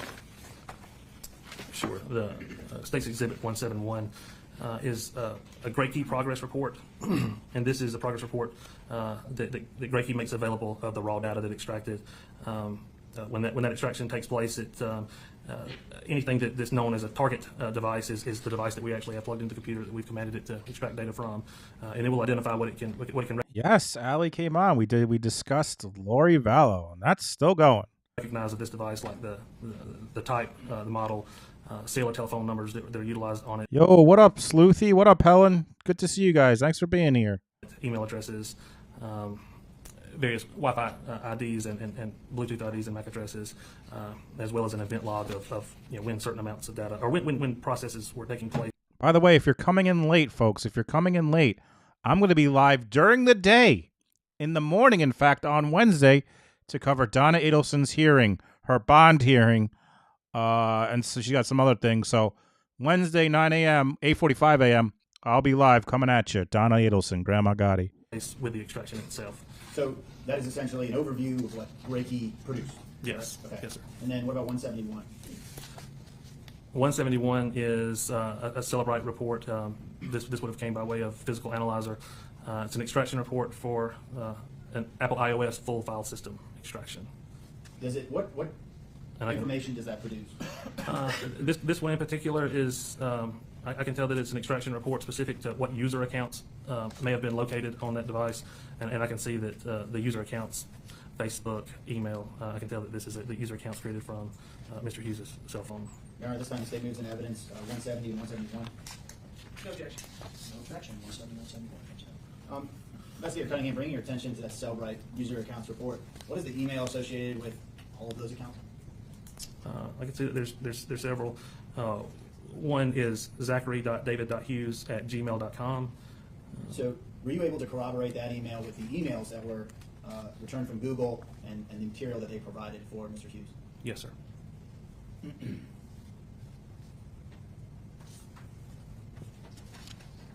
When you're conducting this initial extraction, were you able to receive data on messages that were exchanged from that phone? Yes, sir, I was. And from what medium were those, or the vast majority of those messages pertinent to this case shared with you? The vast majority, I would say, came from an application known as WhatsApp, as well as Facebook WhatsApp. Messenger and the regular messaging. Were you able to create a report on? The whole fucking point of WhatsApp is you delete the messages and you can't recover them. And these idiots used WhatsApp and they didn't delete the messages. Can we get to the good stuff? What are we doing here? Did you find some a WhatsApp conversation or WhatsApp exchange from that States 112 and a John Mello on WhatsApp? Yes. Were you able to create a report specifically for that conversation?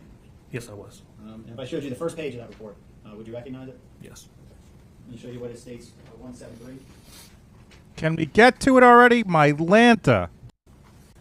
Is from the extraction report from Mr. Hughes' phone of a WhatsApp message specifically between.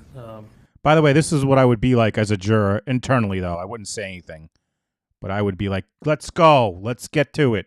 Although I'm in New York, this is South Carolina. Perhaps the people in South Carolina are more patient.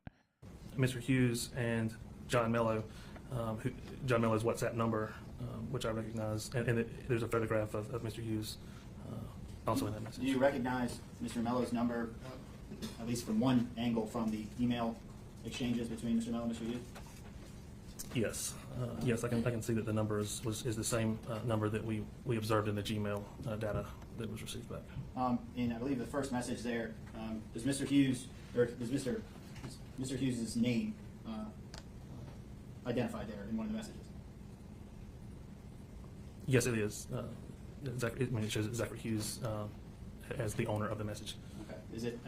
Is his picture on top of it? Yes, it is. Your Honor, this time state moves in evidence, states 173.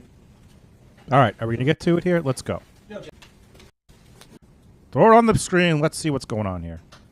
I was referring to the top left of 173. Yes, sir, it is. Is that Mr. Hughes in that picture? Yes, sir. All right, let me move my face out of the way. And then as to this first message, in the blue there, where it says, it's John Zach. How's Zach spelled?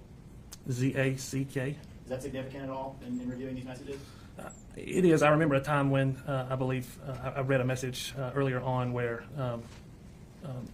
Mr. Hughes was his name was used as Zach, but spelled differently, and it was corrected by Mr. Hughes in reply that it was a K. Yes, sir. What's the date on the very first message there? October the 7th, 2020. And this red X that's in both of these messages, what does that mean? That's indicative of a recovered deleted message. So that's a symbol placed on a message that was deleted data that was recovered with the forensic software. So approximately, how many messages were you able to review exchanged between Mr. Hughes and Mr. Mello, beginning with this message on October 7th of 2020? I believe it was maybe in excess of 1,000. It was a great deal. So, when's the last message on WhatsApp to date between Mr. Mello and Mr. Hughes? October the 13th, 2021. Oh, that was the last time they used it? Wasn't that the date? Wasn't that the date of the murder?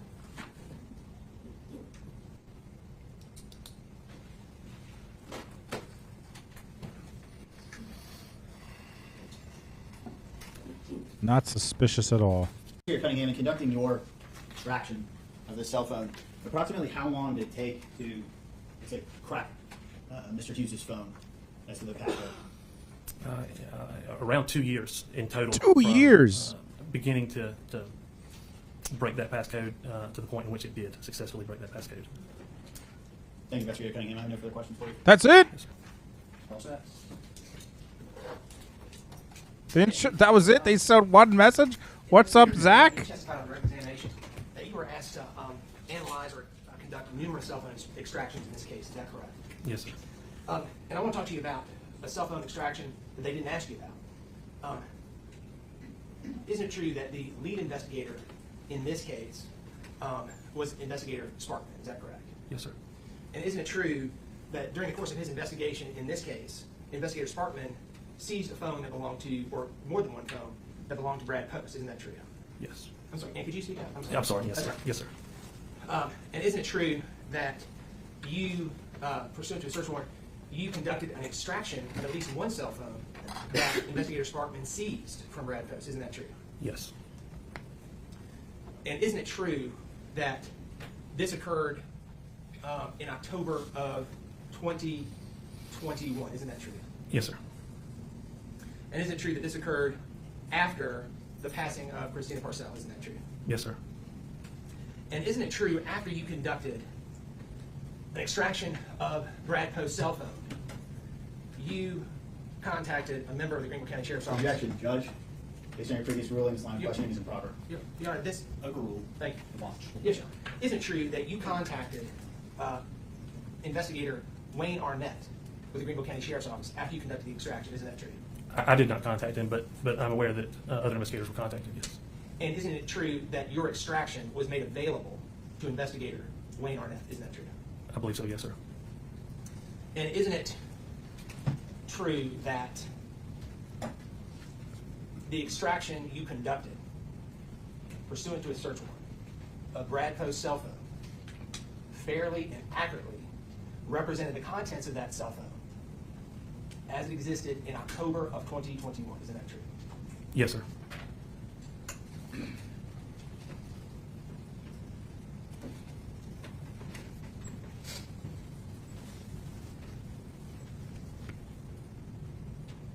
One second.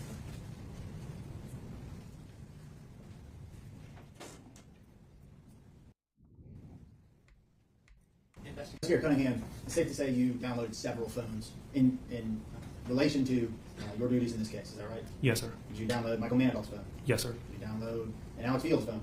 Yes, sir. Did you download Christina Parcell's phone? Yes, sir. Is that standard where electronic evidence is being gathered in any given case where it's needed? Yes, it is. I have no further questions for you. Okay, brief thoughts. Just very briefly, Investigator Cunningham, you were asked about extractions of other people's phones. Did say Michael Manigault's extraction, did that extraction make its way to Investigator Wayne Arnett? I believe they were all made available to the investigators that investigated this case.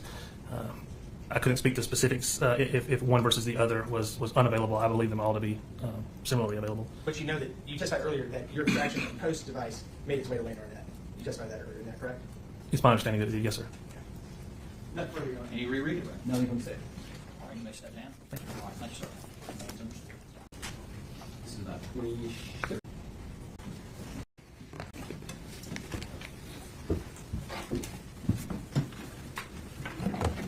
Please state your name for the record. My name is Matthew Wild. All right, Agent Wild, who do you work for? I work with the FBI. And how long have you been with the FBI? Almost 15 years. All right, so are you an agent, special agent? I am. Right now I'm a supervisory special agent. And I was an agent until at the regular agent level from like 2010 till 2021. And currently with the FBI, what are your main duties? So right now I supervise a group of agents and task force officers with the cellular analysis survey team. And what our unit does is analyze historical records from phone carriers, specifically for location data. And so I supervise that group, and then I also do some of that work myself. Now, in regards to your educational background, can you tell us a little bit about that? Sure. So I have a bachelor's degree in business administration with a concentration in accounting from Limestone College in Gaffney. And then I attended the South Carolina Criminal Justice Academy, the FBI Academy, and then I've attended additional training in relation to historical cell phone analysis as well. All right, so in relation to historical cell phone analysis, what kind of education experience do you have? Yeah, so in 2012, I went to a course, it was a CAST basic course, where we learned how to read phone records that we get from Verizon, AT&T, or T-Mobile. We learned how to read those, compare the records to a list of all the cell phone towers, and then generate a very basic map to demonstrate where on Earth a device, generally where it's located and at a certain date and time. And so I took that class in 2012. I used that technique in every one of my cases between 2012 and 2016, where I worked violent crime. I was actually in the Baltimore field office, and I worked violent crime, working bank robberies and armored car robberies and all kinds of other things. And then in 2016, I was selected to go to the advanced CAS course, which is a week long, where we take a deeper dive into the records. We had a test at the end of that course. I passed, and I was selected to go to the CAS certification course. At that time, it was 4 weeks. The first week was about radio frequency theory, so we learned about how radio waves travel between a phone and boring. Who cares? Let's get to the deal. That's how the record agent course. And so the 10 stands for Between 8 and we focused on how you would use cell phone data. like a carrier. Get to the good stuff. Basis. And so is basically, are you as good as the data that you receive from the carrier? Absolutely. In his location? Yes. Hey, Missy. So, or what I do is I take those records and I upload them into a general. All right, let's get to the good stuff. Location analysis and cellular technology. Cellular technology. Ladies and gentlemen, normally a person cannot give opinion testimony, and when a person testifies, they must pause them. It does not mean that you must accept the opinion, but it is evidence for you to use in any way you see fit. Were you asked to help analyze the data location, cell phone data location, and cell phone of Zach Hughes? Yes. So how did you obtain the information? Well, what information did you obtain in your efforts to analyze it? So from the solicitor's office, I obtained the phone records in electronic format, as well as the cell phone download was in an electronic format. And then with the download, I had to go in and pull out the location data so I could look at it and do what I do with it. And as far as pulling it from the cell phone, what software do you rely on to help you read that information? I used Cellbrite. I believe it's called Cellbrite Reader. It's just like it's another version of Cellbrite Physical Analyzer. Processes it. Data, we know. Let's go. You just add word. So the location data is sourced from get to the goods. So your own data. Yes, sir. This.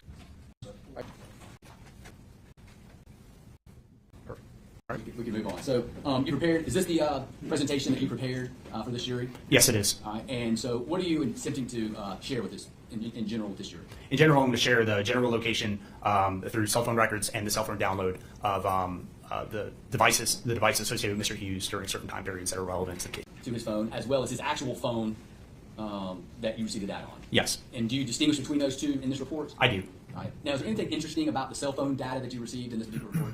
The cell phone records? Cell phone records. Yeah, so the cell phone records I received in this for this case, they're from Verizon. Usually Verizon provides a report that has the cell phone tower, so it tells me which tower is being used, and then it tells me which sector or side of the tower is being used. In this case, I think Verizon was transferring systems. They generated a different report, and that report only shows me the tower that's being used. So it's kind of demonstrated as a circle. And so when we get there, I'll explain what that means. And before it would be almost a pie. It would be like a wedge, yes, like a piece of pizza. All right, next one. All right, so slide 2, this is just the background of the case and my methodology. So, you know, the first paragraph describes that I was asked by the solicitor's office to help with this case in reference to an incident that occurred on October 13th, 2021. My methodology I've already talked about. I take the records that I get from the carrier, compare that to a list of cell phone towers here to display. This is an example of different cell phone towers. Most importantly is the one here on the top left. That's really most likely what you see almost anywhere in America. There's a couple important things about those. There's don't care. It's my favorite frequency. The difference between the tower, buildings, when I look at the records again, it usually gives me sector faces. I would here on the demonstrating in that circle. Owns me yes, we know, Avenue in Greenville, in Slater, Marietta, South Carolina. The green pin up there are used, and the next one in any direction around it, but closer to the one that's being used. Next slide. All right, so this is the legend for this case. So this just kind of gives you an overview of the area. And so I have a couple addresses here. The green pin up there represents 200 Tyndall Avenue in Greenville. So they're in the center of the map. The blue pin represents 799 Indian Flats Trail in Slater, Marietta, South Carolina. That's kind of up there near the South Carolina-North Carolina border. The red pin represents 122 Canebrake Drive in Greer. And then the orange pin represents 12 Blake Street in Greenville. Every one of those red dots you see on the map represent a Verizon cell phone tower. Next one. So this is showing the activity here on Verizon telephone number 864-894-0020. And it's showing the activity on June 30th, 2021 at 1:24 a.m., so 1:24 in the morning. And this is showing activity in and around in Greenville, South Carolina. Now the Verizon records here, I'm relying on the phone to be able to make and receive phone calls to obtain a record. Later on in the report, we'll have some data records that kind of help fill in some gaps. Real quick, Your Honor, so, I'm sorry, Agent Smith, I'm going to show you State's Exhibit 1, and what is the date on State's Exhibit 1 up here? The date on the top right there is Wednesday, June 2021, so June 30th, 2021. All right, and so where was Zach Hughes' phone location on Wednesday, June 30th, 2021? In the early morning, it was using a tower in the area of downtown Greenville. Next one. This slide 9, it's showing the activity between July 4th, 2021 and July 8th, 2021. And again, the phone during that time, these are all phone calls, and The phone during that time is using towers in and around Knoxville, Tennessee. All right, so I'm going to show you States Exhibits 2. What is the date on States Exhibit 2? That is July 8th, 2021.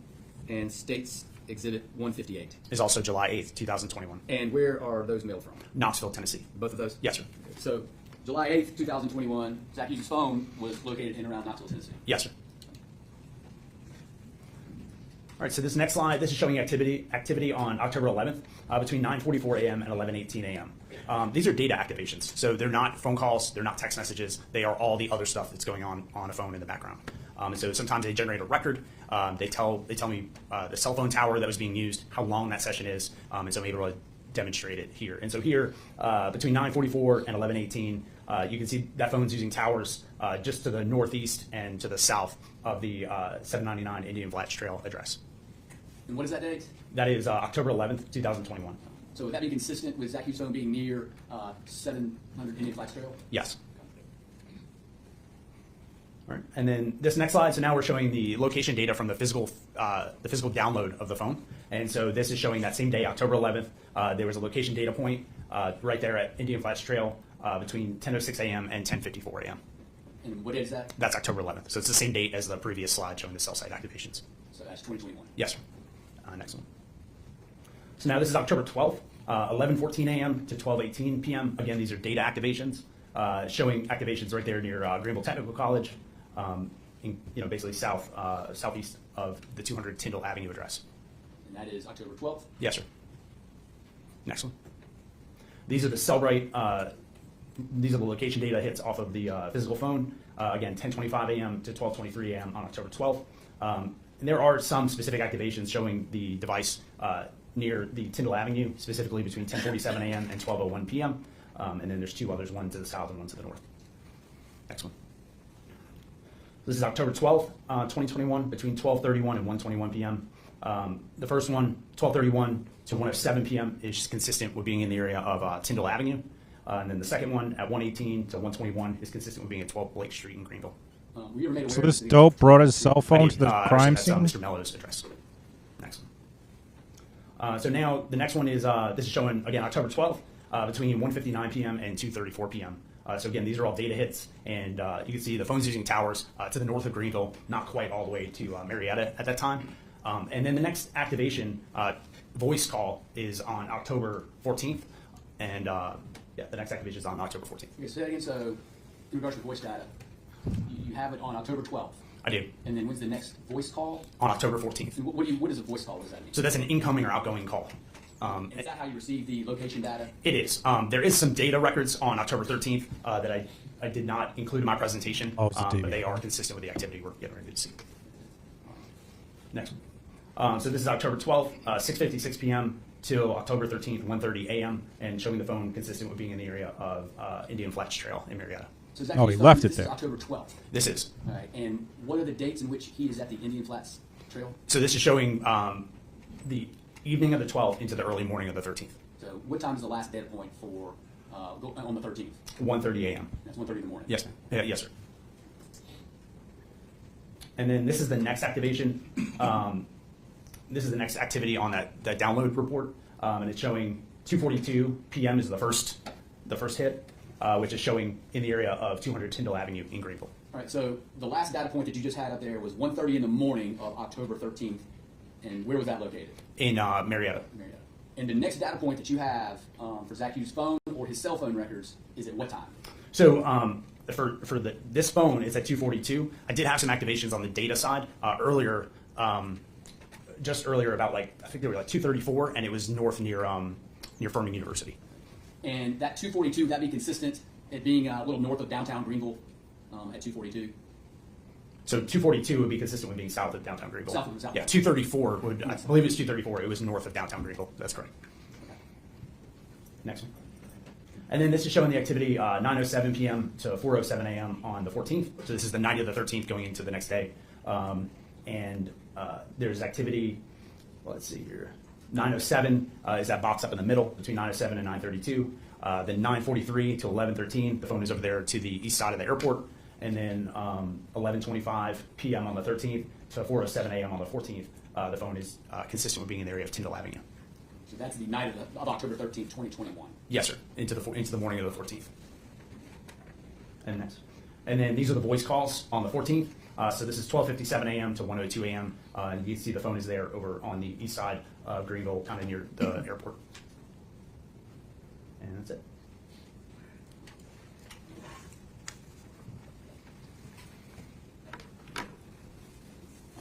Just answer any questions. Yes, sir.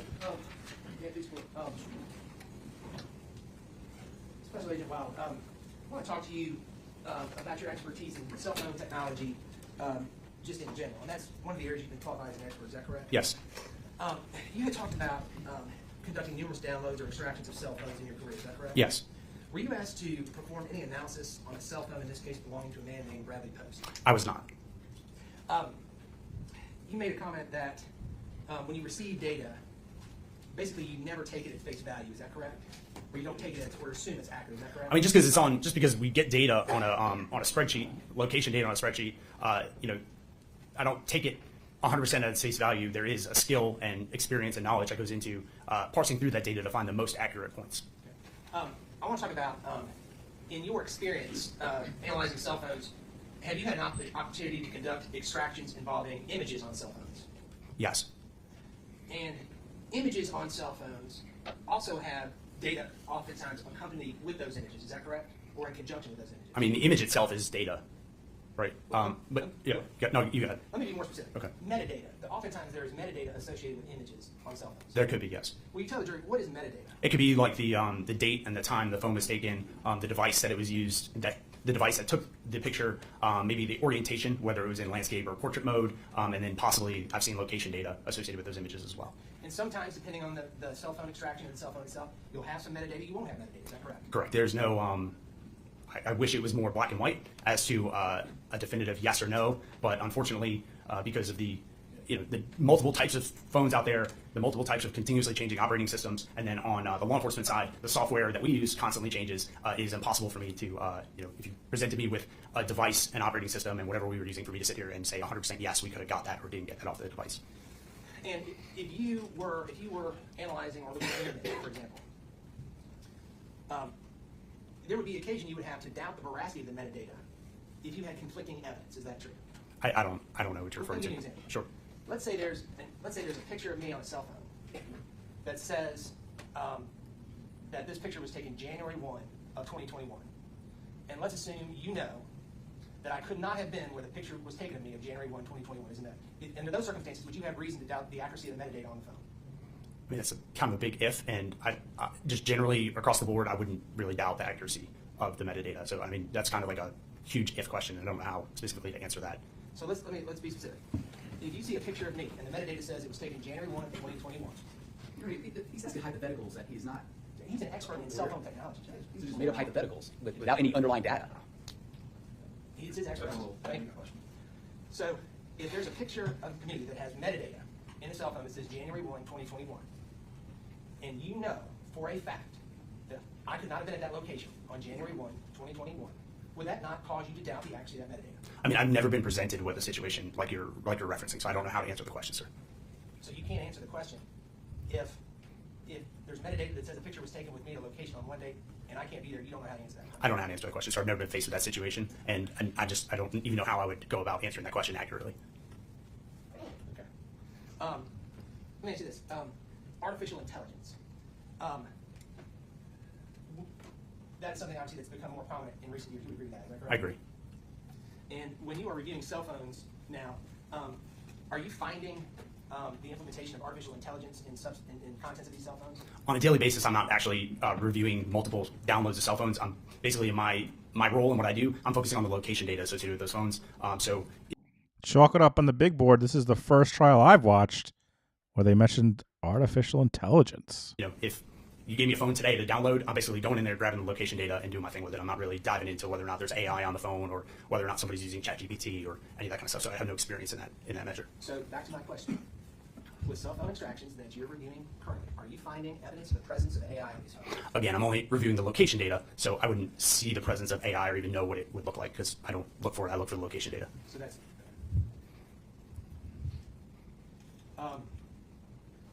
These questions are trash. What do you got, dude? Reasons why metadata associated with images could be inaccurate? I don't know. You can't think of one reason. No, sir. Do you agree it's possible that metadata can be inaccurate associated with images? Again, I don't know. I've never been faced with that, so I don't know if that could happen or not happen. So you're telling this jury, as an expert in cell phone technology, you have no idea whether metadata associated with images can be inaccurate? Again, I've never been faced with that situation, and so I don't know if it could be inaccurate or not. I'd expect it to be accurate. In the times I've used any kind of metadata, it has been consistent with other data sets, such as the location data associated with the phone that was taking the picture. So in my view, in the experience I have with it, it has never been inaccurate. It's always been accurate. How many cell phones have you analyzed? I mean, I've downloaded hundreds of phones. But for location data, I've analyzed probably 40 to 50 phones. Again, I'm not diving into the pictures on all those phones because my role specifically is to analyze the location of where the phone was located, not look at the thousands of images on the phones that I'm downloading.